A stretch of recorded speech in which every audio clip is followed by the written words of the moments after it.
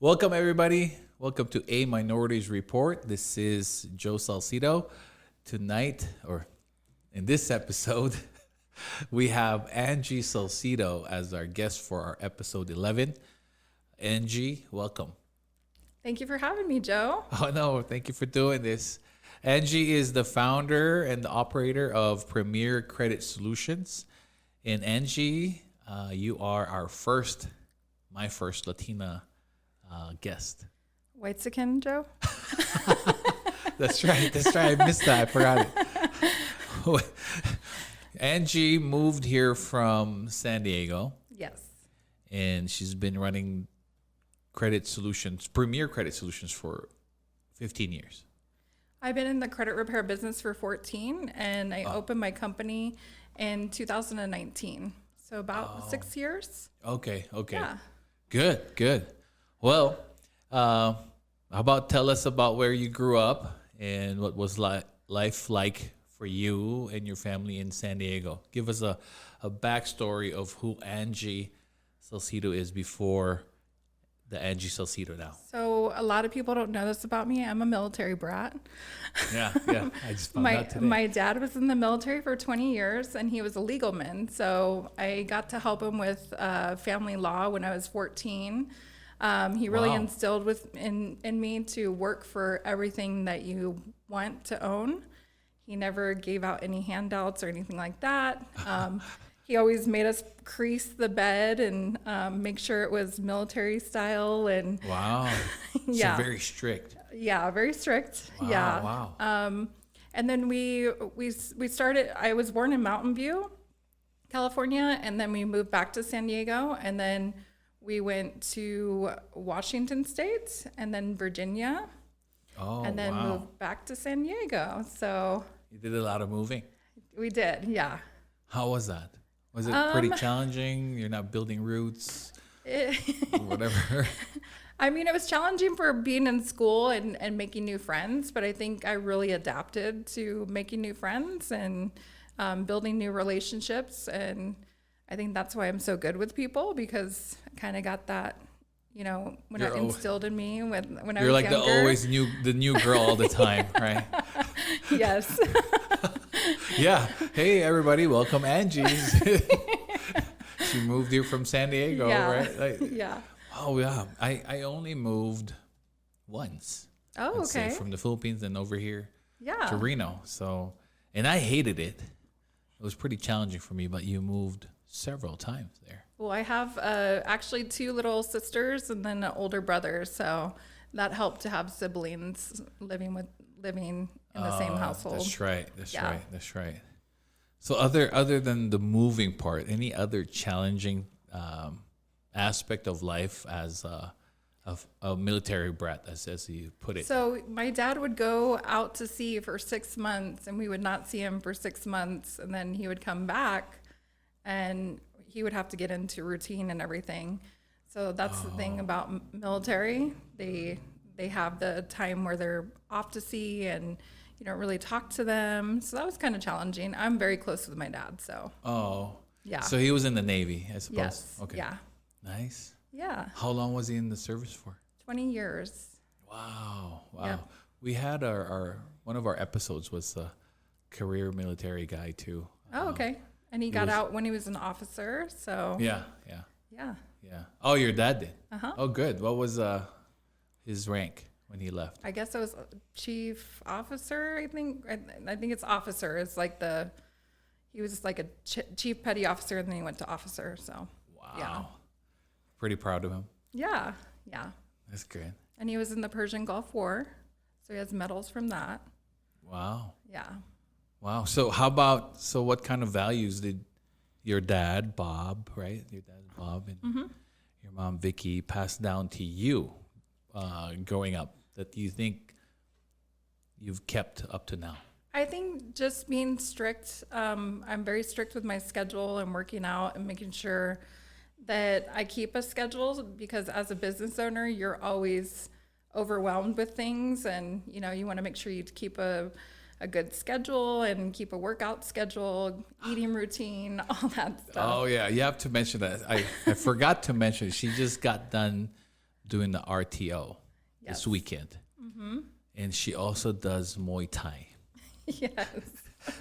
You see her all cute and put together, but she can kill you. Kill you with her bare hands. So you must have a very rigid schedule, and for you to stick to it is a discipline that you've probably Yes. adopted from when you were Yep. younger. And being a single mom, you got to have a good schedule. Got to keep the house intact and then your business intact, all that stuff. So, Wow, that's good. Well, okay. So did you ever see yourself becoming a business owner back then? actually, I wanted to be a lawyer or a reporter, so different field. But like, I always worked my way up from the bottom. Started from the bottom, now we're here. So pretty much. Put the beat on that one. I like that song too. Yeah. Okay. So you've always had the leadership. Yes, A-type personality where I just always want to be in leadership, and I love helping people. So I feel like my job is very important with helping people and educating people. And then I go into schools too to help high schoolers learn about credit as well. Okay. Tell us about that. So she's in credit repair, right? Credit solutions. So for our listeners, our audience who have maybe questions about what is credit repair? So Yeah. pretty much everybody's report is different. So we will have a different credit report. So it's all about like coaching and counseling. And then you have the removal side where you have to basically remove some collections, inquiries, or late payments to get the credit scores up or build credit. It all is different score factors with the FICO score. It's all about the algorithm. So they will hire you, somebody who needs to get their credit score up. Yep. Or if they just are an overachiever and they want those 800 credit scores.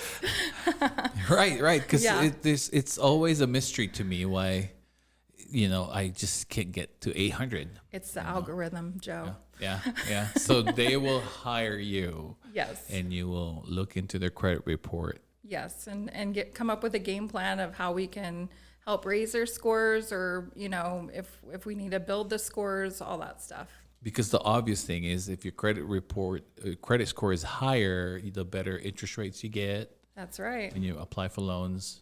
I tell my kiddos in high school, it's pretty much your adult report card.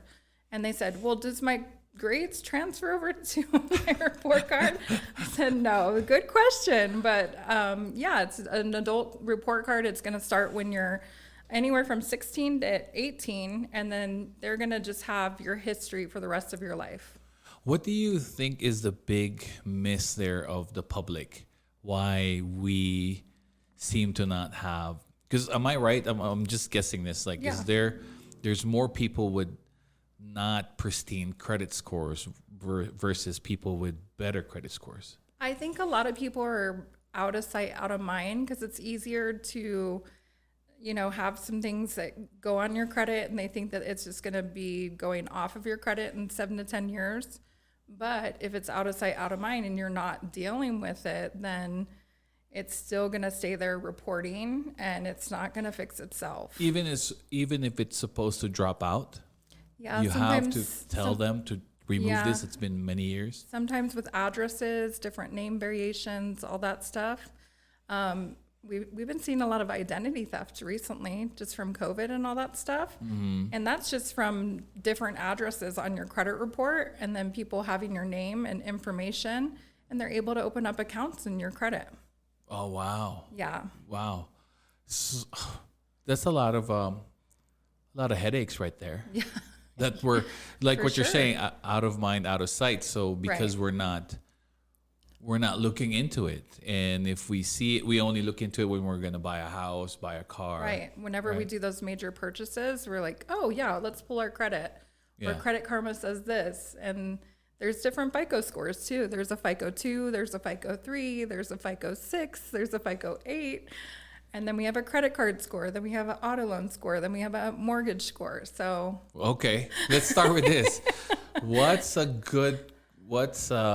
What's the best credit score? What's the perfect score? I can go from the lowest I've seen all the way to the highest. So what do you think the lowest I've seen? 580. No. Five- 360. There's somebody with 360. 360. And then the Is the highest person unemployed or? What is out of sight, out of mind. what? 360. 360.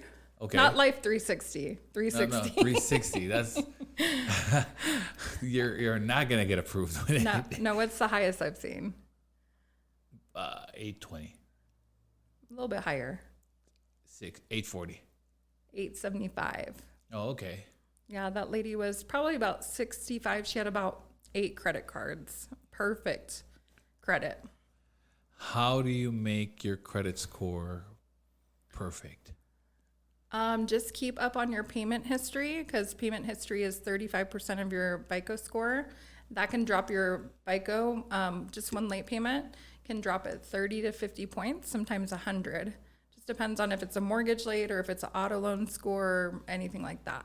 And doesn't the balance also play a part? Like if your credit line is $1,000, Yep. what's the percentage that you're supposed to use it? 30? 30%, correct. 30? Okay, Yeah. 30%. Yeah. Whenever you're above 30% and you're maxed out, it tends to drop your credit scores right away. Okay. Like you'll see your scores just like kind of teeter like a roller coaster. And then you make those balances higher and it's just 80 to 100 points for utilization. So not because we're on time with our payments, it doesn't mean we're going to have a good credit score, because if we've maxed out our credit cards, Yep. or close to being maxed or past 30%, Yes. Mm-hmm. it deducts points from you. So, but what's Correct. the highest point one can achieve? I think get to. that's like the highest I've seen is 875. 875. Yeah. And then I've seen, actually, you know what? One of my clients sent me, no, I think it was 875. I think that is the highest I've seen. Wow. Yeah. And with her 8 credit cards, she's underutilized. Yeah. Everything was below 10%. And so she had an 875. She had about, I think, 2 mortgages and then just a really good credit mix. So a good credit mix is having 2 to 3 revolving accounts, which is credit card accounts. And then you have to have at least, 2 to 3 installment accounts, which is mortgage, car loan, or personal loan. Installment accounts don't go against your utilization, which is balances. So if you have an installment account, then and it's personal or installment falls under that category, then that doesn't go against your credit score. You don't have to have it at a minimum balance because you're just making those monthly payments. Wow. Okay. Yeah. That's good. Like people think we know, right? Until we sit with an expert. Yeah. Why do people hire you right away, or it's just like, oh, okay, I guess because when I try to refer people over to credit repairs or credit solutions, they say, oh, I can do it. Mm-hmm.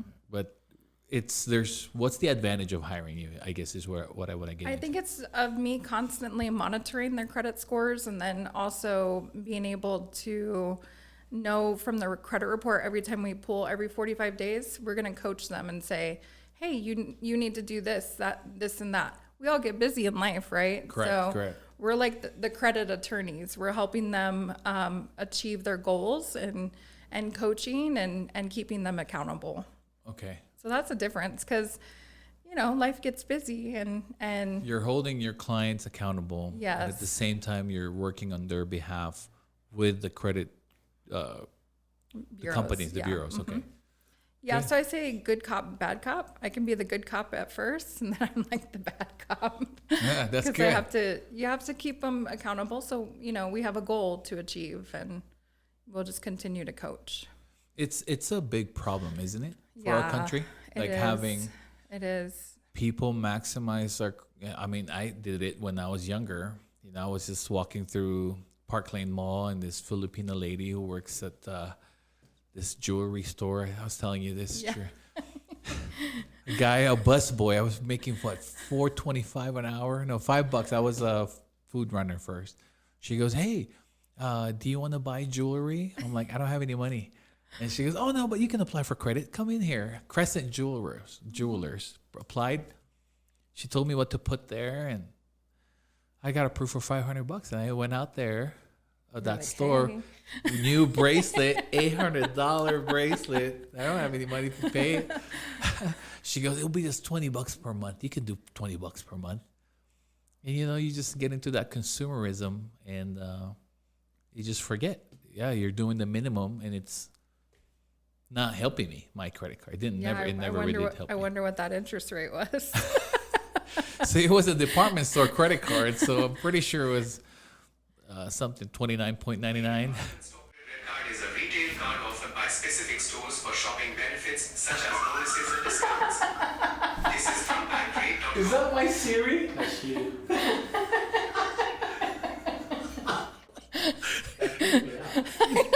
I was like, What's that? "Mikey, what are you trying to do?" And it's like Siri. I was like, "What is this?" So, okay. But you said earlier that you're going to schools now. Yeah. What's the purpose? Because I get it, but the audience, share it with I think to educate kids before they get in situations like that, and so that they know how to build their credit and what will affect their credit scores, so that they're not going off to college and getting all these student loans. And then how many times have you seen on the campuses there's credit card companies? Yeah, And they send my kids those so credit card applications. they really prey on our kids because they're not educated. And just imagine if I could get into schools and educate them before they get out in the world and have to experience high interest rates and low credit scores, all that stuff. So that's why it's important for me to get out to schools and teach the kids so that they're not. And then we want them to buy houses right away. We don't want them to rent. Correct. Yeah, because invest in their future. Yeah, you spend how much on a cell phone? Yeah. It's like what, $1,500 now? I know it changes every The time. new iPhone is like $1,500. Right? And then they'll tell you, "Oh, it's a monthly thing. It's $20." Yeah, and so many of our kiddos just get into debt right away, and it's very sad for me. Like, I know that my job's always going to be a big thing in Reno and around the world, but I mean, if I can get in there and just educate the kids and make sure that they are getting the education that they need, it's powerful for me. To not get into credit card debt, how credit works. Yep. Yeah, I think that's a great thing that you're doing there. Yeah. Pretty cool. And I just volunteer, so. So it's pretty rewarding for you. It is, yeah. That's good. How did you get into that business?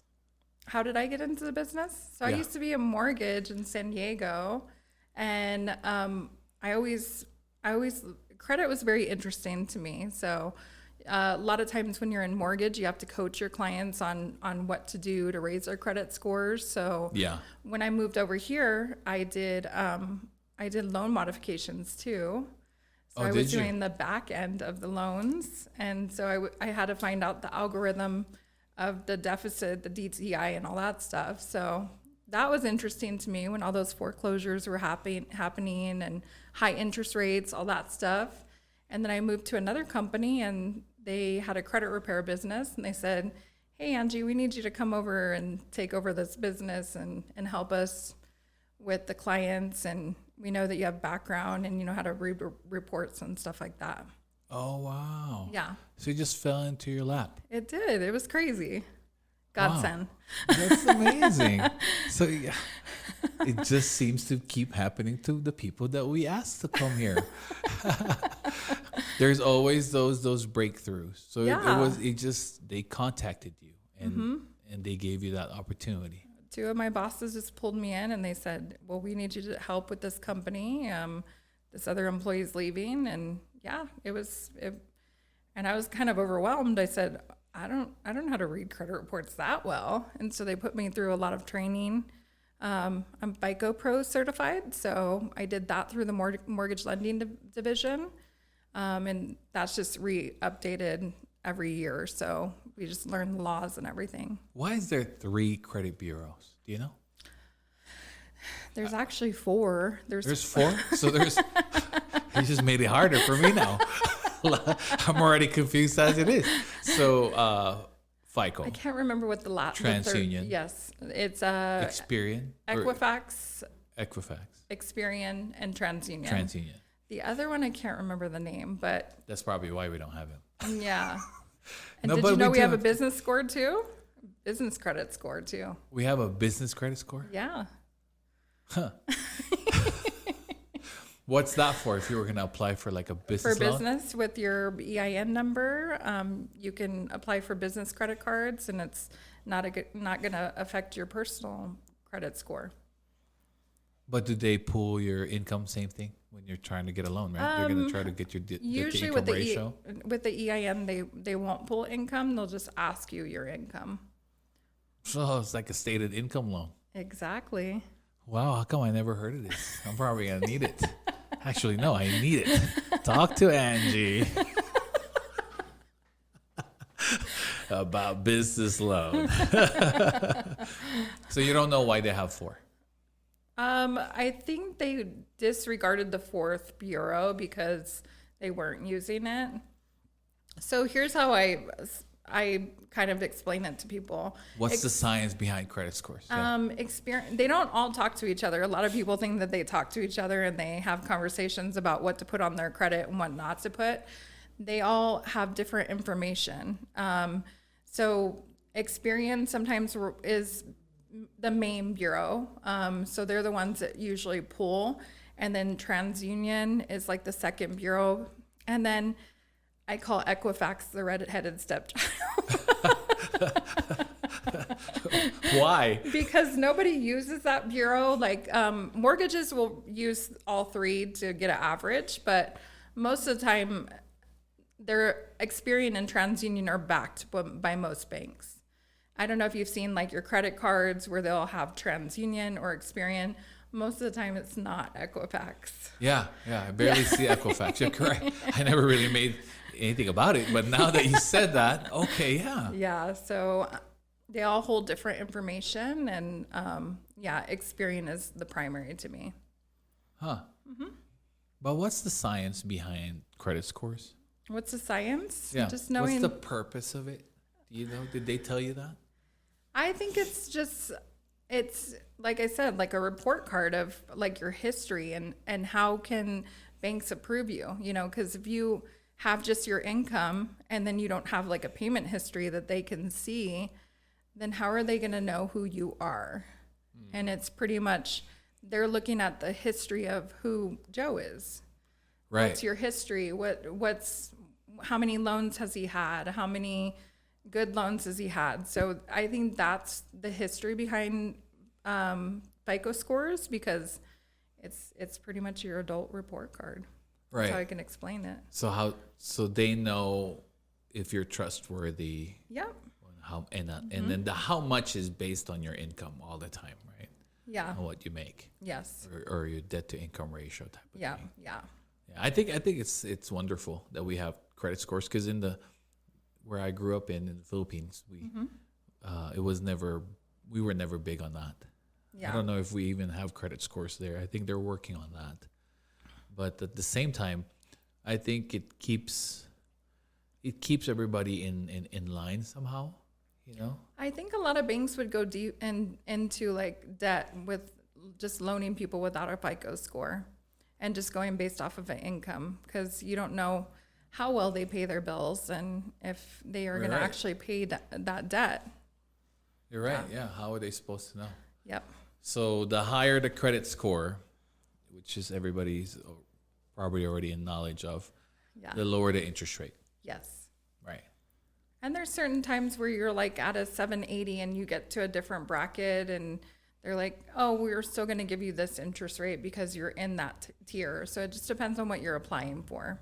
Correct. Yeah, because I hear the mortgage lenders say most of the time, oh, that's 40 points. It doesn't really matter that much. Yeah. Right. Unless you're like at the borderline. Right. You needed to be at 640 to get Yeah. FHA loan and you're at 600, you're like, oh, you're 40 points short. Yeah. But if you're at 780 and you're thinking you can get a lower interest rate to get to 820, right? They're gonna say, it doesn't really matter, or 810. Right? Exactly, because you're already in that top tier category. Right. Yeah. You're okay. They just wave it off. Yeah. But I'm wondering. I always wonder why people from California would move to Nevada. So, what pushed you to move and leave San Diego, beautiful San Diego, and So over here in Nevada? I felt like I was never going to buy a house in San Diego because it's a beautiful place to live, but the houses over there are so expensive. And I just felt like I was never going to accomplish owning a home, and that was my dream.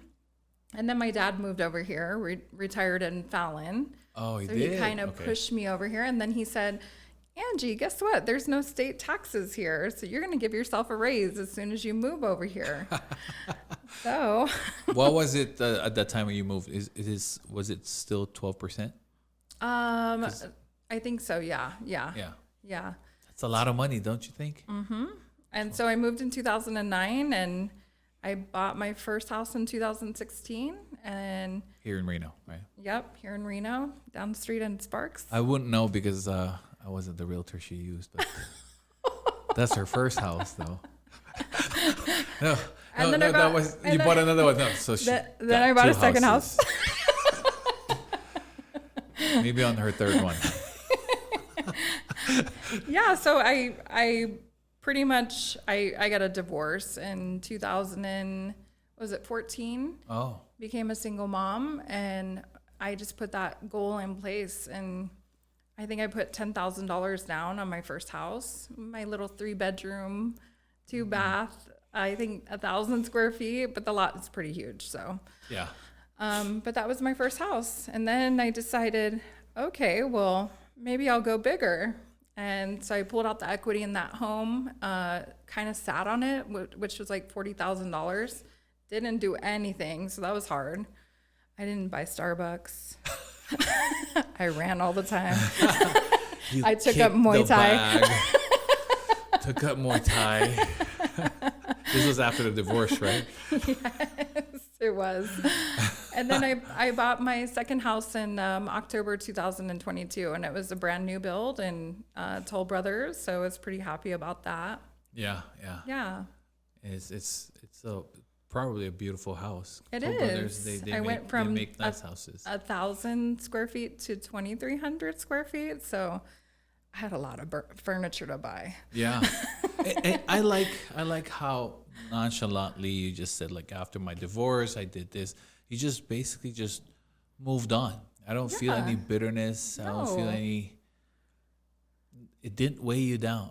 No, not at all. I think I just move forward. I mean, sometimes in marriages, people grow apart. So I just figured that was his choice and move on. Wow. I like how tough and how quick, and you're saying it with a smile. How long were you married? I was married for 13 years. 13 years. Mm-hmm. And you had 2 kids with him. Yeah. Mm-hmm. Good. And then so he called it? He said... Yeah, he pretty much called it. And then I said counseling and stuff like that. But, one person can't work on a marriage. It has to be 2. Yeah. So... Yeah. Oh, Angie. So I gave it to God, and I said... Okay. Yeah. I mean, if this is meant to be, then this is meant to be. And I think I've had some substantial growth since my divorce, so... Were you already running the credit? No, credit solutions. Yes, actually, 2012. Yes, I had already been 2 years in the business. Yeah. Okay. Mm-hmm. So it just didn't wait. You just moved forward. You just picked up yourself and right away. Yep. That's intense. Military. Golly, you're like special forces, special ops girl. Are you sure you're not part CIA or something? Like Born Identity, the female version. Angie Salcido. So he called it, and you're just like, okay, that's what you want to do. Yeah, I mean, we had Just sell the house? conversations, and yeah. No, we didn't buy a house until, I didn't buy a house until we were divorced, so. Oh. Yeah. Oh gosh, you just really leveled up right after. Yep. Oh wow, that's amazing. Well, paint me a picture. Paint the picture for me, in the audience when you moved from San Diego, right? And you packed your car.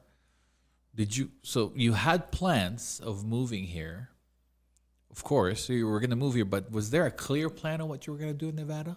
Other than, No. okay, I can buy a house in Nevada. No clear plan. I mean, my ex-husband, he moved work from, he transferred different locations. He was like a service manager at Pep Boys. Okay. Right down the street, by the way. Oh, really? Yeah, and then I just was at home, taking care of the kids for a little bit, and did some administrative work, and then just kind of worked my way into Reno life. So here's a fun story. We moved from San Diego to Fallon. Do you know how devastated I was? I said, "What is going on here?" Yeah, we had a guy who from the Bay, then moved to Carson City. Yeah, it was culture shock for me. And then we ended up finding a house in Fernley. So we moved to Fernley for 6 months. And I said, I can't do this. I mean, I had all my friends from San Diego. They're like, what are you doing in this little town over here? What was shocking? What was missing? I think just coming from a big city, and then you just go to like a very desolate like area, and you're just like, oh, what's going? We just get to go to Walmart every day. Was it? I was gonna get into it. Is it the shopping? Is it the restaurants? Is it the variety of ethnicity? What is it? I think so. The variety of like shopping, and then I mean culture, all the background. I mean, because in San Diego, we have a lot of, Hispanics, we have Filipinos, we have whites, we have, everyone. So correct. It's very diverse over there. And I just get to Fernley and I'm like, oh. Did you ever have that challenge of being a minority somehow? Because I mean, I got a lot of looks in Walmart up in Fernley. over here, but never in San Diego. San Diego's already diverse. Yeah, never in San Diego. I mean, we all, a lot of things with San Diego, like everybody is very welcoming. I don't know if you've ever been to San Diego. Couple times. Yeah. Couple. 1 and 2. So we're just very welcoming and very easygoing people, and just, I mean, I love San Diego for that, because I still go there and people just come up and talk to me, and oh, really? Yeah. They're really friendly over there? They are. Mm-hmm. Well, I just go there for what's the theme park there in San Diego? Oh, is it SeaWorld? SeaWorld, yeah. Mm-hmm. Yeah. I go there for that. I went there for that a couple times. My sister-in-law works there. Oh, really? At the Pearl Island, or I think that's what it's called. Yeah. Where you can get the pearls out of the shells. Oh, shucks. I don't think I ever saw that. But yeah, so you have all the variety in San Diego. Then you move to Fallon, and then to Fernley, and then you say, I can't do it. Then you move to Reno. Then what did you say? You're like, So still I moved can't to do it. Sparks, and I was like, hey, I like this a little bit better. So, and then just kind of adapted to the area, and yeah. And do you love it now? Or I love it, yeah. I mean, I still go back to San Diego and I say, okay, Reno's traffic is not that bad. That's when you appreciate Reno, right? Yeah. When you're there and you're sitting in traffic for Yes. like 2 hours Yeah. trying to get 2 miles down. Yeah, exactly. I just need one more exit, right? And ask me how many times I've gone to the beach living in San Diego, How because many? you pretty much like work to live there. I went to the beach more when I moved to Reno, because I'm going there for vacation and seeing my family, and we're going out and doing stuff. But then when I lived there, You never did. Interesting. Yeah. Interesting. You know, I did. Somebody told me who lived in Hawaii. Actually, it's Mikey's uncle. I asked them that question because they lived there in Honolulu, and we were there visiting 2 years ago, I think. I asked them, "How many times have you been to the beach?" They're like, "Just when there's visitors here." Because we're already here, we tend to take it for granted. Right. But what were you saying? You were mostly working there because it's so expensive to live there? Yeah, it's pretty much really expensive to live there. So Wow. Yeah. Okay. So Reno's not as expensive I as don't know. San Reno's Diego. rents are kind of I was gonna say, like, but this They're was kind many of- years ago. yeah.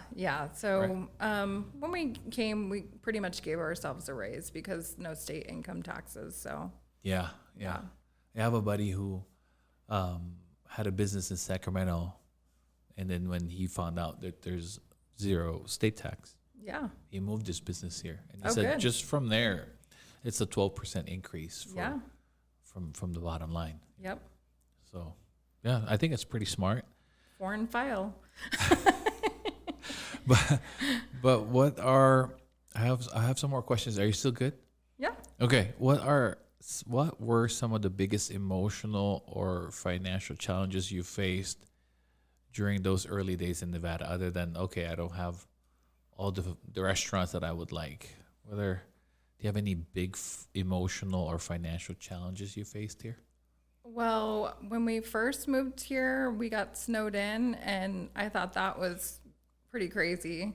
That was when like the storm had hit, and it was like 2009 when everybody was pretty much like snowed in, and that was kind of culture shock for me, being stuck in the house. And Did you used to like snow until then?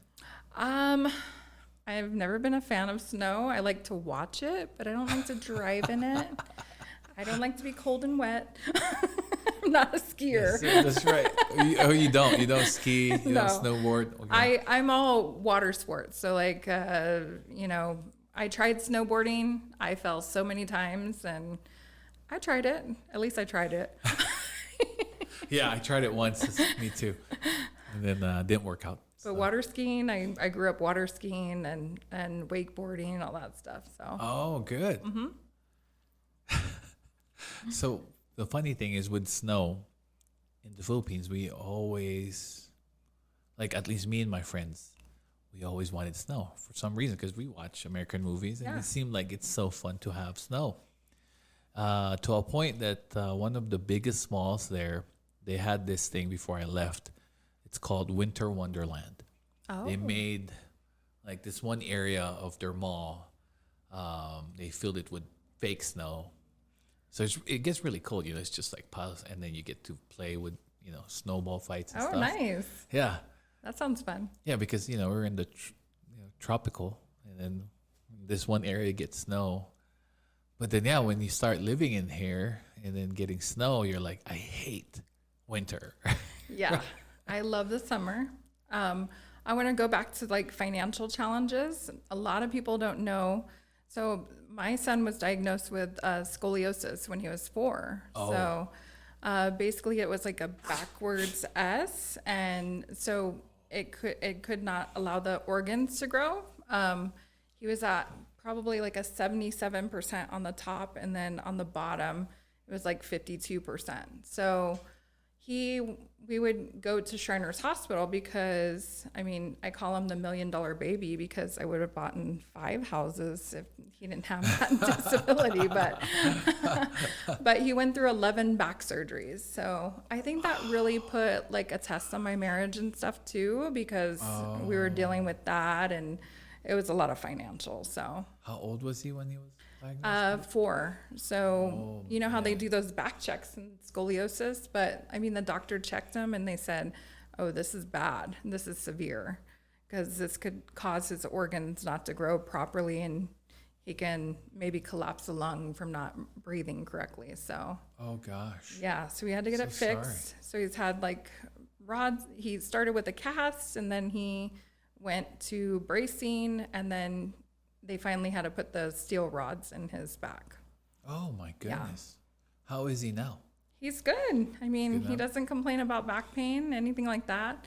He wants to be taller, but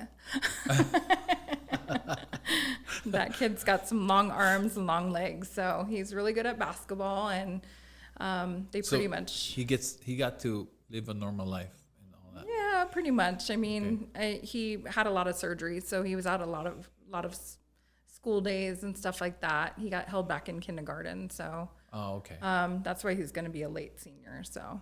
Oh, that's fine. But that kid's amazing. Yeah. Yeah, resilient. He That's does good. not feel pain. Yeah. Huh? Yeah. At 4, he's gone through a lot. Mm-hmm. Golly. So that was one of your financial strains, Yep. huh? Yeah, that And was my struggle. It challenged your marriage. It probably did. Yeah, it probably put a little test there. So. Yeah. Because any problem, especially with our children, right? It's just, we always pray like, God, just let it be me, not Right, them. right. We don't want them to go through pain. We want to go through the pain for them. Correct. Yeah. Correct. And I remember, especially when they were little, when they couldn't talk, Yeah. and they'll just keep crying. And it's just the frustrating part for me. It's like, I know they're hurting. But they can't tell me. Right. So I don't know how to help them. Right. You know? Then they get older and then they tell you and you still get help them with certain things, right? Yep. So you've gone through that. It's pretty challenging. Yeah. But you're facing life with a smile and you're just moving forward. God only gives us what we can handle. Yeah. Hey, you've been through a lot of challenges. So expound more on how you were able to just move forward with your divorce and then running a business, being a single mom. I think if I have challenges, I always look at God and I'm like, what if I'm supposed to be doing this? Let me know. And he always lets us know. He always has our back. So you're big with your faith. I know you are Christian. So you go. Yeah. Did you say you go to Summit? Yes. Okay. Yeah. Yeah. That's good. I'll Great come church. visit your church too. It's a plug for. I know I've had breakfast a couple times with your pastor there. Yeah, he's awesome. Yeah, good guy. No, but so our faith helps us with our challenges, of course. Yes. But then on the practical side, like, I think working out is a good one too, and eating healthy, because that really helps with your mind and keeps a good balance with your body and stuff. Because working out, I can go run, and if I've had a bad day, I just release all of that. Or in Muay Thai, I can just punch and kick some guys. how'd you get into that? The Muay Thai, kick some guys? Did you say? Hey, Mikey, I want to be partner. Can you be my sparring partner? I mean, my trainer always is like, okay, you can partner up with Angie. I'm one of the only girls in Muay Thai. So there's some that come, they're not very consistent, but if there's a new person and he partners me up with somebody, guys are like, I don't want to hit a girl. So we're holding the pads, and then I go to throw a kick, and the guy just is like, gets thrown back, and he's like, oh, okay. So, it's like that. And then Josh is like, hey, you shouldn't go easy on her. She's been doing this for 14 years. What's the Muay Thai school? Or is it Muay Thai school or a Yeah, workout it's place? at Charles Gracie. I actually started at Reno Combat, but then when it went to Charles Gracie. Reno Combat was at Mill Street before, right? Yes, Okay, that's where our old church building was. Oh, great. Yeah, Heather and Rick are great. Yeah. And they have some MMA fighters there too. Yeah, yeah. Yeah. I tried to bring my son over there. So he's a tall, big kid, right? And the guy that was sitting there, I think he was the owner. He looked at my son and he goes, I'm not going to put this guy with the 14-year-olds. I'm going to put you with the old guys because you're the same size. And I looked at my son and he looked at me like, help me, Dad. So I'm like, we'll come back. Yeah, it was. So it's intense. It helps you. Physical movement helps you. Yeah, I think it's good for your body and mind and soul and all that stuff. So Did you make that decision like after the divorce or when the divorce was going? I always have been going like through it? workout queen, so Okay, even lifting before. weights, and I didn't start doing half marathons until I got divorced because, you know, seeing my son go through so much and not being able to do so much physical activity, I wanted to like gain as many medals as I could to show him that Good. it doesn't matter your size, it doesn't matter like who you are, you can still achieve what goals you put in place. Oh, good. Yeah. So you're doing it for him somehow. Pretty partly. much, yeah. My first half marathon, I was. Get that. Could you try again? What is going on? Sorry, Angie. This is the first time that Siri is trying to be part of my episode. What the heck? You're on Chat GPT. I didn't quite. So, sorry. What were we? So my first half marathon was San Francisco, and I was climbing the hills. I probably was at mile 12. So there's 13.1 miles in a half marathon. Fun fact. Wow. And so I'm climbing from Pier, I think 32? And then I went over the Golden Gate Bridge, and then I went under the Golden Gate Bridge and then back over. And pretty much at mile 12, my body's shutting down. Oh. My hip is just getting numb. And then I see this mom and the son was like probably 12, and he was running with his mom. And I said, oh my gosh, am I going to be a quitter? Like, what is my son going to think if I quit this half marathon? Because literally, like, my whole entire side was numb. And then so I teared up a little bit because I saw the son and the mom, and you could tell he was in a lot of pain too because he was doing a half marathon. But it just gave me motivation to keep going. And like pretty much like my son was with me. He couldn't be with me. So, and then I finished. Wow. So you've been building this mental strength, other than your physical strength, of course, that you're obviously developing when you're working out and you're running. Yeah, running. But more so is here, huh? Running is not all physical. It's a lot of mental. It's pushing your body to the limits to achieve your goals, because sometimes people, I mean, like I was telling you, the RTO, there was girls. That's right. You just did the Reno Tahoe Odyssey. Yeah. There was people, there was actually about 20 teams that did not want to continue the race because of the heat. So out of 330 teams, people were just, nope, we can't handle this heat and we're not going to do it. And these are like athletes that are just going out of the race. How many miles is that? 178 miles split between 12 people in 24 hours. So it's like a relay race. So my race was Truckee, and it started in Truckee, and it was 5.8 miles. The next one was Genoa, and it was 6.8 miles. And then the next one was Damani Ranch, and it was 5.1 miles. So I ran 15.6 miles. Wow. Yeah. My body was feeling it this year because I'm 46. And then you have to train too before you get Yeah. to the race, right? Mm-hmm. I did do like a Sunday run because I think this last Sunday was like super hot, the Sunday before the race. And I ran in that weather, and I'm so glad that I ran in that weather because it kind of prepared my body for all, like it was the highest record high on Friday, Saturday here in Reno last weekend. Really? Yeah. I wasn't paying attention. I was just like, I need to get the AC running. That's all I did. Yeah. Wow. So all those runners were outside, you know, and we raised money for St. Jude's Cancer Society. So that's where the money goes to, of people that run this crazy race. So do you talk to yourself when you're pushing yourself? Like, I do. Don't quit, Angie. Or do you like? Especially when you're running at 1 a.m. at night in Genoa and no sleep, and you just did another run prior. I would rather do a full marathon than break up my runs because then you just go straight through.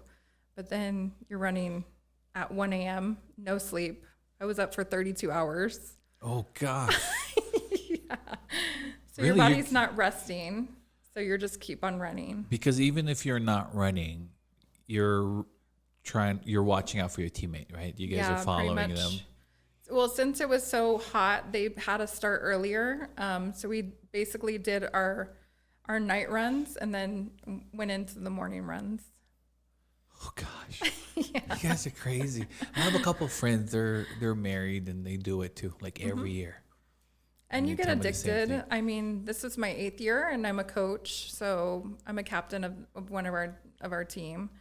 And so I organize all of my teammates so they can just show up and run, and sponsored shirts, all that stuff. Yeah. What's the addicting part of it? I think I'm just committed to a team, and I always say, "Oh, I'm just going to be a coach this year."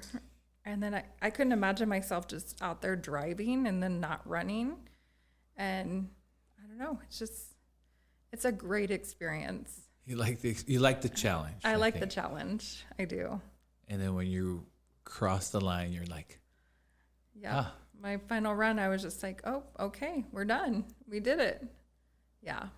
I got into that somehow, a little bit of that in 2018.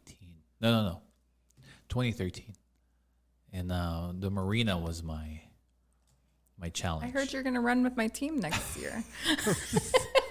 No. I'm not even going to drive you guys. I need my sleep. I'll interview you again after. Okay. I did have to go get a massage yesterday because I was swollen from head to toe. I had cankles ever since Sunday. Oh, they were sore. Yeah. You didn't take any medicine? Like ibuprofen, Bengay? We actually did some, cryo and Tahoe. We dipped our legs in the lake because it was so cold, and it just kind of reset our body a little bit. So. Oh wow! Good. When I got home, I had so much like dirt and sweat because we're not showering or anything. We call it van life for 24 hours. You weren't posting stories, were you? Hey guys, I'm running. This is my 20th mile. But you guys finished. We finished, yeah. 178 miles. Wow. I didn't do Geiger's grade this year, so kind of sad about that. So these courses have most challenging beginner. Everybody says that Geiger's grade is not challenging, but that is like straight elevation, just climbing up that mountain to Virginia City. Oh gosh. So going back on my running journey in 2013, the marina was my Mount Everest somehow. Oh, okay. So it was like if you can run it 2 times, then it's 3 miles or something. Or if you finish it, it's 3 miles. I forget. I think so. I think it was like 2 miles, 2 or 3 miles. Yeah. So, and then at a certain time, and my buddy who's doing RTO. Oh, okay. I was telling him like, hey, we should do this. We should go to a race. Like it was my idea, right? Yeah. And I never got to pick it up. From that idea to the marina, and that's it. That's all. And it ended there, 2013. That was your journey. 12 years ago. I think you need to pick it back up so you can run with us. No, I Joe. think now it's just thinking about running. It just gives me the Oh no, I'm on the Stairmaster. Oh, great. Yeah, Stairmaster, 15 minutes. So you're on your journey, and then you'll Mike run is another shaking his 15.6 miles. It's nothing, right? It's not my cup of tea. So obviously you have a lot of mental toughness there. Yeah.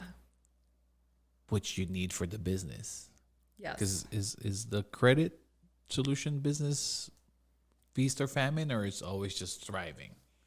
I mean, it's gotten a little bit like we're down 10% clients this year because I think the economy and stuff like that. But I mean, we've been pretty slow and steady, so I thank God for that. So, Yeah. you know, because Reno needs credit repair. They need someone local, and they need somebody that they can meet with and, you know, educate them about their credit. Right. Yeah. And it's different, right? Owning it and just being a part of it. Yeah, you have all the financials that you have to look at, and And you're still operating it too. Yeah. Like you're part, right? Yeah. You're very much hands-on on. very hands-on. Yeah. So tell me what did you have bad credit before? Did Ever? I, after the Did- divorce? did you- Yes. Oh, you did. He left me with a lot of things that I had to take over because I was pretty much the person with the good credit. And so when a divorce happens, Oh, share that. Yes. you have to split pretty much everything 50-50, and some people get the credit cards or some people get the cars, and then you want to hold the other person accountable, but the court system really doesn't really have your back with that, because Oh. I've seen a lot of divorces where the wife or the husband is like, yeah, she left me with this, but really you have to file like a judgment against them. You have to garnish their wages. It's a whole long process. So a lot of people I've seen, they just end up paying it themselves. They just give up. Yeah. Right? Yeah. Yeah. How long did you It took repair? me Yeah. it took me about a year to repair it. Yeah. Wow. That's pretty impressive. 12 months Yeah. coming off from a divorce, and you're just like laser focused, and Yep. then you bought yourself a house. Yep. That's amazing. But you mentioned that you were pretty close with your dad, and I'm pretty close with my daughter. Yes. How did he take it when you were getting divorced? Was he pretty upset? Or? Yeah, he was pretty upset, but very supportive. He, you know, was still there for me. I actually filed my own paperwork for the divorce. He's just so tough. Special ops Angie. Wow, good. My dad said, you know the paperwork. I'm just going to review it. I'm just going to review it for you because, you know, he was in family law. So I got the packet and I was fair on, you know, custody rights and all that stuff. And my dad looked it over, went to court, and I wrote down every penny that he gave me. And the judge was like, I've never seen a wife do this. So you are very lucky, sir. Oh, wow. Wow. I just felt like it was, you know, I wasn't going to be the bad person in the divorce. I just, you know, you give what you want back, right? Yeah, yeah. Well, good. Yeah. Oh, Angie. I mean, you're always been upbeat. Whenever I see you and talk to you, you're always just like jolly. And even you talking about the challenges that you went through, it's just passed you by. Just Brush my shoulder off. You just like, next. What else? What else you got for me, life? That's good. Wow. Where did you get that? You think you got it from your dad, or? I think so. He's always been resilient like that, and just instilling to work for what you want, and then you can accomplish whatever you want. My dad was a runner too. Was he really? Mm-hmm.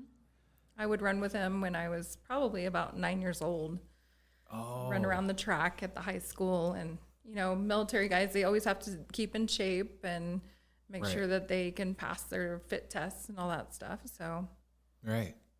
I was actually a sprinter in high school. So Oh, I really had really? to train my mind to be a long distance runner, because you can start out into a race and sprint, and then you get gassed out and you're like, oh, we're done. So you did say running is not just all physical; it's a lot mental. Mental, yes. So- Especially long distance running. So tell me like how you just push yourself to keep going, even though your body's saying like, oh, I'm shutting down here on the left. I don't know. I just get this strength, and I mean, I remember not this year, but last year, I was at the top of Geiger grade, and I was literally like the only runner on the mountain. And I'm like, is this ever going to end? I think I prayed at that moment because I was just like trying to pick up my legs and just they were so heavy and just like weights going up that mountain. And I'm like, just come on, just take me through. Oh, you were praying that God will bring you to the finish line? Okay, because my prayer would have been, Lord, take me now. This is it for me. And then the dead wanna heat, keep you're going. just like, oh my gosh, like yeah. So Yeah. I think I've done some prayers and runs. That's good. There's meditation going on between you and God. You're like regretting certain decisions in life, or you're getting angry and you're running. You're getting happy. You're running. You're trying to take your mind off the pain. Yes, pretty much just focusing. What a lot of runners do is you can focus on the ground, so you're not going to see like how far you have to, move forward and. Because How it's many miles? frustrating, right? Yeah, because if you look straight, then that's all a mind game too, because you're like, oh my gosh, I'm never going to accomplish this. So if you look at the ground and just keep on going, then that's a way to like keep you motivated and not focus on like the journey that you have. Isn't that doesn't that apply to life, right? It does, yes.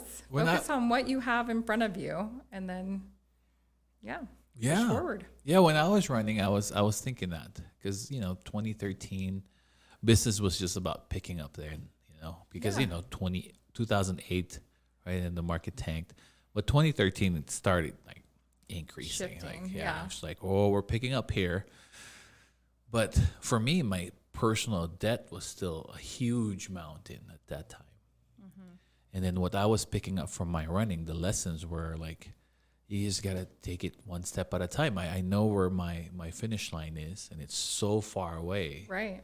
But if I stop now, then I'm not going to get there. Yep. Right? So it's the same thing with credit. So you have a bad credit score. It's a journey. It's maybe a running journey a little bit. Because a marathon, right? It's going to slowly keep on increasing as long as you do everything that I am implementing and telling you to do, paying down balances, opening up credit cards, keeping that algorithm going, then we can achieve the goal. Correct. And I think it applies a lot because you said earlier, I'm like your teammate. I'm like pretty much like I hold you accountability, right? Because it does help having someone else, like whether it's in running or working out or anything in life, like if you trust someone to call you out if you're, hey, Angie, you're being lazy. You got to get up. You got to run. Did you get your reps today? Type of thing, right? So I have some friends that do that. They're like, how fast are you running right now? I have my homeboy. He's in Vegas, right? This is my homeboy from high school. My sister posted a video because I'm trying to get in that social media game, right? She said, give me your workout videos. So I start filming myself while I'm working out, and she put it on a reel. This homeboy of mine, when your old high school friends, they have the biggest trash talk, right? Starts messaging me. He goes, are you, Larry, it's you. Larry Tongol, it's you, man. He did last names too. No, yeah, he said give him a shout out. So here's your shout out. But you know what he does? Me and him, we message each other in the morning. We're talking trash, just like how we would in high school. Like, get up, lazy. You really need a text to get up and go to the gym. Yeah, that's good. Okay, let's go, big baby. I love that. Yeah, so it's like 6:00 messenger. I know it's him. And then I do this. I return the favor if I wake up early. I'm like, hey, what are you doing? Yeah, let's go, big lazy. Get up. Those friends that keep you accountable, and it's great. Yeah, it does help. So I think credit solutions, Premier Credit Solutions, if we get you on our side, you're the ones who, and it's pretty accurate too. All the moves are pretty accurate. It's not guesswork because you guys already have the science behind it. Yes. Right. Yeah. Like, okay, if you pay this down to 30%. Yep. Right? Because you will come up with a game plan. Mm-hmm. Yep. And this will be your credit score this day, 90 days. Yeah, pretty much. Days. It takes about 30 days for those balances to reflect. So sometimes if the cycle's not reporting, got to get the reporting date, all that stuff. So Right. yeah. If the audience wants to get hold of you, how do they do it? So you can text me. All my clients have my cell phone number. I don't know if that's- You can yeah, give it. so it's 775-750-4087, or you can call my office. I don't have that number memorized, but They can Google it, right? yeah. They can just go Premier Credit Solutions. And I have Angie Salcido. lots of reviews from clients. I mean, I've helped over 1,800 families in Reno since I've been in business. So Nice. buy houses, and we're just going to keep on going. Right. And her Salcedo is the I instead of the E. Yeah, I have the E. That's right. You were the first Salcedo with the I that I have met. I'm just your sister from another mister. Correct. Correct. The I, right? That's pretty cool. But how about, okay, so your children, as a mom, with your resilience, with your toughness, mental toughness, how do you pass that along to them? You have intimate talks with them? I mean, my son calls me Superwoman, so I don't know, like a lot of people, or there's Credit Repair Queen going around Reno too. So. Oh, I've seen that.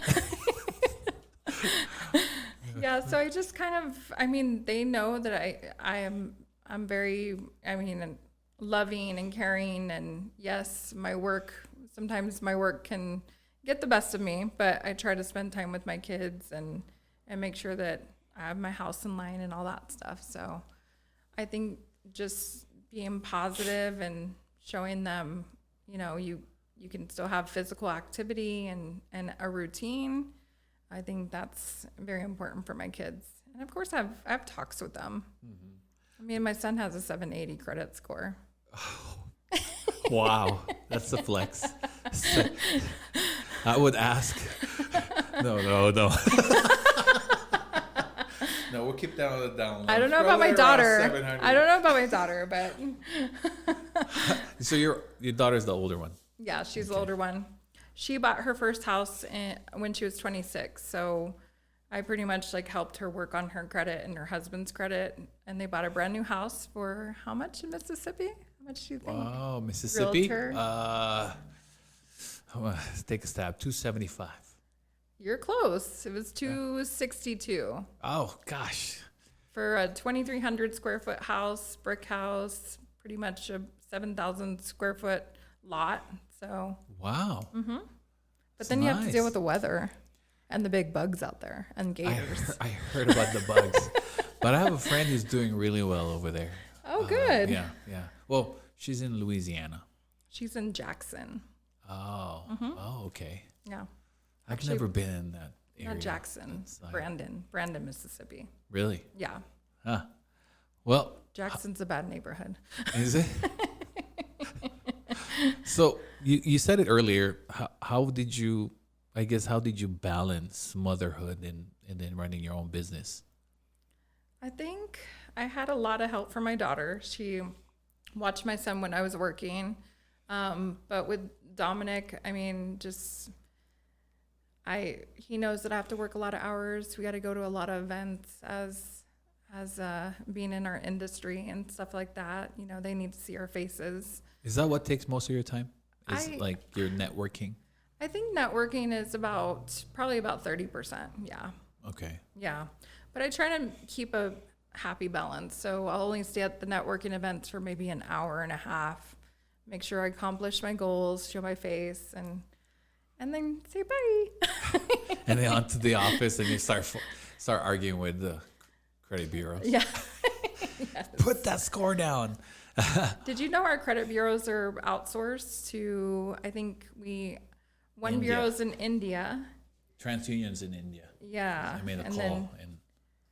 Yeah. How'd that go? Did you hear my Siri? Siri's going to talk again. Yeah, so it's crazy that they have our information in these different states, and they're holding our credit profile. Yeah. Basically, they're holding us, Correct. I don't think you're saying it's not safe. I don't think it's We're safe. compromised. Yeah. That I mean, needs to change. Equifax is in Orange County, so I think that's where customer service, but they might have had a breach recently. So, Wow. but I think Experian and TransUnion outsource their customer service agents, and they can pull up your credit profile with your social. Correct. Mm-hmm. And then most of the scammers come from those certain countries, right? Yeah. Yeah. Not all the time, sure, but Yeah. most of them do. Yeah. Good. I mean, there's cyber stuff happening and all that stuff. So, Yeah. Yeah. a lot of smart cookies out there. They're pretty good. Yeah. They know the computer. They know programming. They know how to scam people. How about this? What's one credit myth you hear all the time that you want to debunk right now? So inquiries. If you are pulling inquiries, it's going to affect the credit score 1 to 5 points, and then it's going to stay on your credit for up to 2 years.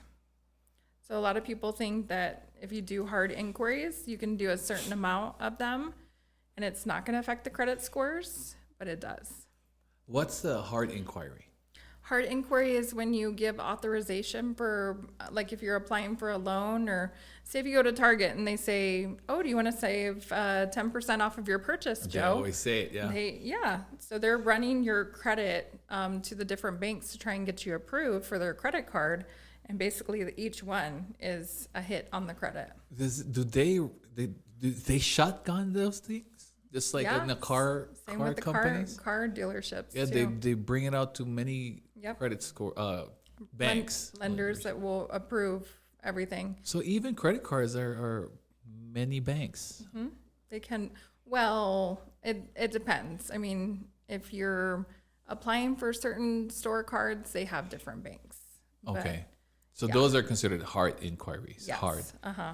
What's a soft inquiry? So you've got soft pulls online. So you can do Credit Karma, you can do Experian.com. Those are all soft pulls. I use Identity IQ. And then hard pulls are whenever you authorize somebody to run your credit. And then they're basically looking at that report card. Buying a house, is that a soft pull or a hard pull? Some lenders can Hard do a inquiry. soft pull, and then some can do hard pulls. But if they want to get you... What's the difference when they're trying? What's a soft pull for a mortgage lender? Soft pull is sometimes when they just want to... They're kind of checking the credit score to make Just the sure that credit you score. have the right score that they're looking for. Because some people will shop various lenders. You know, you have to give out 3 different lenders in order for them to, you know, buy a house. That's rules, but most of them will do like soft pulls to it's kind of like a warm check. Okay. Yeah. So how many hard inquiries can you do in a month without affecting your score so much? Or and then how many points does it go down to? So 1 to 5 points every inquiry, and it stays on your credit for up to 2 years. Every hard inquiry. Every hard inquiry, How long does it stay? 2 years. 2 years? Oh gosh, I thought it just drops out in 30 days. No. Yeah. Another hack too, don't pay your collections without asking them for a letter of deletion. Oh. Because what can happen is it will stay on your credit report for another 7 years and basically show as a paid account. And then it can just, they will re-report a new date when you pay that account. Yeah. Yeah, because they sell. They sell the debt off to these third-party debt collectors, and basically they can pick up the debt for, you know, pennies on the dollar, and And it's already paid for too. pretty much, yeah. Right. Yeah, we talked about that. Yeah. And How the then- banks are insured, and yeah. Yeah. Whenever you go on default on an account, yeah. So you can help. Yes, I can help. I've helped negotiate things. There was one where I think I told you the story where the guy co-signed for his daughter. Of course, we wanted to co-sign for our kids for a car. Well, he sold his house, and then that debt was on his credit. And he said, Angie, I just need to get it off my credit. I can't buy another house. It was like $16,700. and I negotiated it for him. It was actually a local bank here. Really? I negotiated it for $7,000, and they deleted it from their credit report. So it's So he had to pay 7 $7,000, yeah. from But- 16. 16.7, yeah. Oh wow!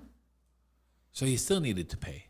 But how about those credit collections that were paid but then were sold and it's showing again as debt? Always keep that documentation that you paid that debt, because they're gonna want to see that, because that happens. It cycles, and then people will have to repay the debt like 3 or 4 times. Yeah, Like, I don't have it, Angie. Like, I paid it like years ago. yeah. They do that. That's for sure. Yep. That's a success story. Yeah. One of your success stories there. Okay, this one, last one, because I know you probably need to make dinner or something. Yeah. For the single mom out there who feels overwhelmed and stuck, what would you say to her today? Like an advice for her to. I think you're always going to keep on going for your kids, and always work out and make sure that you're taking care of yourself as well, because you can't take care of kids if you are mentally not there, and just keep on pushing through, and God has your back. Right. For that person who's probably in the middle of maybe getting a divorce, what would you? I would Say say to her. it's just a season, and you're going to come out of that season stronger and just grow as a person, and it wasn't meant to be, and there's a new chapter out there for you. Yeah. And you mentioned God several times. When did you pray? When did you accept Jesus as your Lord and Savior? Do you remember? I think I was probably 4 or 5. Yeah. That's good. And your faith and Jesus has been the one that's been really carrying you through these big challenges. You've faced major challenges in life. I think so, and friends and family too as well. And we can all learn and grow from different people. So, I mean, you've had challenges that you've faced, and I've had challenges that I've faced. So I think just telling your story and getting it out there, and maybe you can help somebody else as well overcome that challenge. Right. I agree. Well, Angie, thanks for sharing your story. Yeah, thank you. I learned a lot, especially I'm still amazed though on how mentally tough you are. And then obviously you've moved on. You've carried yourself and your children with such strong passion, with a smile. You're like, you're not bitter. You're not. I don't sense any bitterness, No, any grudges, nothing. I think I punched that out. I think your trainer have felt it more than anybody else. So the training helped you, the routine helped you, working out, running, all that stuff, and then the business helped you too. I think so, yeah. I think after a divorce, you really have to get on track with learning who yourself is again, because you're in a committed relationship. So sometimes people tend to lose themselves because they're just giving to the other person and all that stuff. So you develop, who is Angie? Who is she? Yeah. And so you get into that routine and say, okay, this is who I am, and this is how I want to grow, and set those goals in motion and achieve them. Strong woman. Strong. What did your son call you? Superwoman. Superwoman. And we call you the credit queen. Thank you very much for coming here. Thanks for having me. And sharing your story. And you're pretty amazing there. Thank you. So are you, Joe. Thanks. I don't know if anybody knows what Joe does. They try not to. Multitasker over here. But this is amazing. You did a lot there, and those are big titles that you hold. You're a mom who's running an RTO and finished it. How many years going? This is my 8th year. 8 years. Yeah. My gosh. My age is showing. Oh, no, that's good. You're doing good. You look great. You're in shape. And how about, are you going to do MMA soon? Is that in the works? What's in the future for you, Angie? So I protect the moneymaker. Okay, good. Future is just growing my business probably nationwide and, just getting into the schools this year and making sure I get in to teach the juniors and seniors and just, doing a lot of home buying seminars, educating people. We did one that was great. We did one together. Yes, we did. Yeah, that was great. And a lot of people don't understand how to buy a house, and hopefully we educated them and to accomplishing their goals. So Right. yeah, And it's pretty rewarding, right? It just, is. Just you giving the hope. yes, Especially with you, like, hey, I know you're at 382 right now, yeah, we could. but there's hope. We got this. Right. Yeah, it's easier to. I think it's really easy to destroy your credit, and then you got to build it back up in the right way. But there is hope. There is. But then the best play, I would say, is if you hire a professional to be on your side, and that's Angie Salcido with Your credit attorneys. Your credit attorney. Just call Angie.